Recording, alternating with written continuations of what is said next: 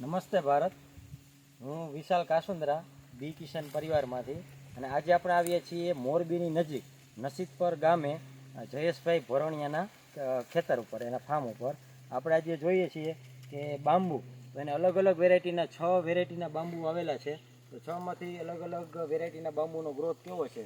આ જે અત્યારે આપણને બાંબુ જોઈ રહ્યા છે, વિકાસ બાંબુનો ગ્રોથ બતાવજો. આ બાંબુનો ગ્રોથ આ બાજુ જોઈ લો. આ ખાલી 8 થી 9 મહિનાના બાંબુ છે. 9 મહિનાના બાંબુનો એપ્રોક્સિમેટ 15 થી 15 ફૂટ અરાઉન્ડ એવરેજ હાઇટ થઈ ગઈ છે બાંબુની, બરાબર. હાલ આપણે જોઈએ. જયેશભાઈ, તમને સૌથી પહેલાં બાંબુ વાવવા જોઈ એવો વિચાર ક્યાંથી આવ્યો હતો? તમને કેને બાંબુ વાવવા માટે કોને કીધેલું?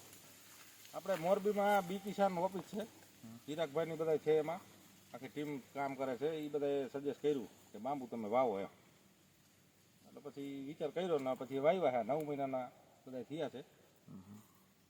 બધી નોખી નોખી જાત વાવી છે. બરાબર.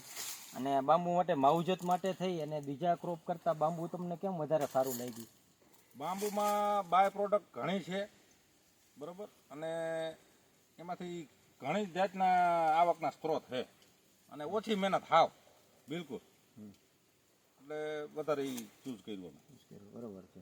અને હમણાં જ ગવર્મેન્ટે પણ ઘણો બધો બાંબુ રિલેટેડ સપોર્ટ કર્યો છે કે નેશનલ બાંબુ મિશન કેન્દ્ર સરકારમાંથી રન કરાવ્યું કે જે બાંબુ માટે સબસિડી પણ આપે છે. અને દ્વારકા જિલ્લામાં તો સબસિડી પણ પાસ થઈ ગઈ છે.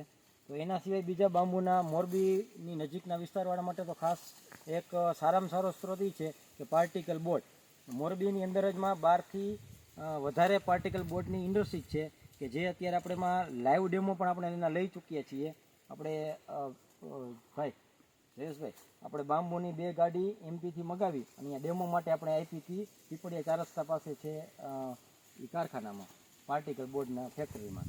એમાં એને એમ કીધું કે બાંબુ જીરિયાની ચાલે એમ નહીં, બાંબુ તો અમારા ઇન્ડસ્ટ્રીમાં દોડશે. કે શું કામ કે બીજા નીલગિરી અથવા તો બાવળ એની કમ્પેરિઝનમાં આનો જે સ્ટ્રેન્થ જેને કહેવાય ને, એની પાટી એની મજબૂતાઈ જે રહી ને ઘણી બધી વધી જાય એમ. એટલે મને કે આની અમારી એક તો કિંમત ઊંચી આવશે અને કમ્પેરિઝનમાં એને નીલગિરી ઓછામાં ઓછી અત્યારે 6 થી 6.5 રૂપિયામાં પર કેજી એને પડે છે.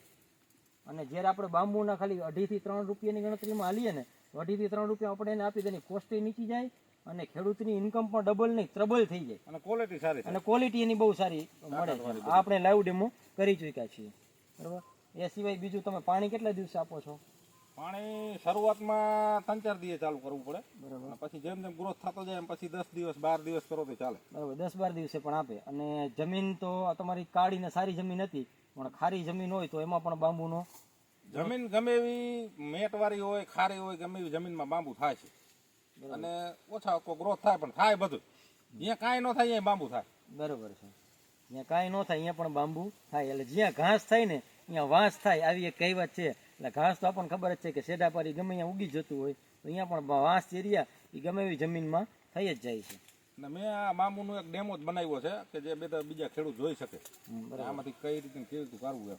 રેડી. તો તમે જો બીજા ખેડૂતોને, આપણા લગભગ આખું ભારત જોઈશે આપણો વિડીયો, તો તમે બીજા ખેડૂતને આમાં બાંબુ વાવવા માટે થઈ અને કાંઈ તમારા 2 સૂચન હોય કે બાંબુ શા માટે વાવવા જોઈએ, કે મજૂરીનો કોસ્ટ છે, દવાનો ખર્ચ છે, રાસાયણિક ખાતરના ભાવ વધતા જાય છે, તો આ બધાને લઈને કેટલા બધા પ્રશ્નો હોય, તો બધા પ્રશ્નોનું જો એક સોલ્યુશન કાઢવું હોય તો એ બાંબુ તરીકે કઈ રીતના લઈ શકાય, એનું તમે ખેડૂતને ખાલી 2 મિનિટનો એક સંદેશો આપો કે જેથી કરીને બીજા ખેડૂતોને એમ થાય એને અમારે પણ બાંબુ વાવવા છે.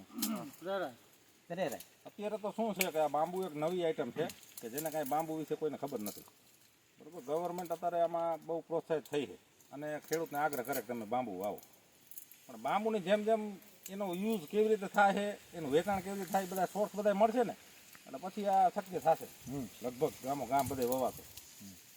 પણ આમાં ઓછી મહેનતે વળતર સારું અને વાતાવરણ ચોખ્ખું કરે, ખેતરની જમીન આપણી સુધારે અને પાણીનું સ્તર ઊંચું લાવે. ઘણા ફાયદા છે.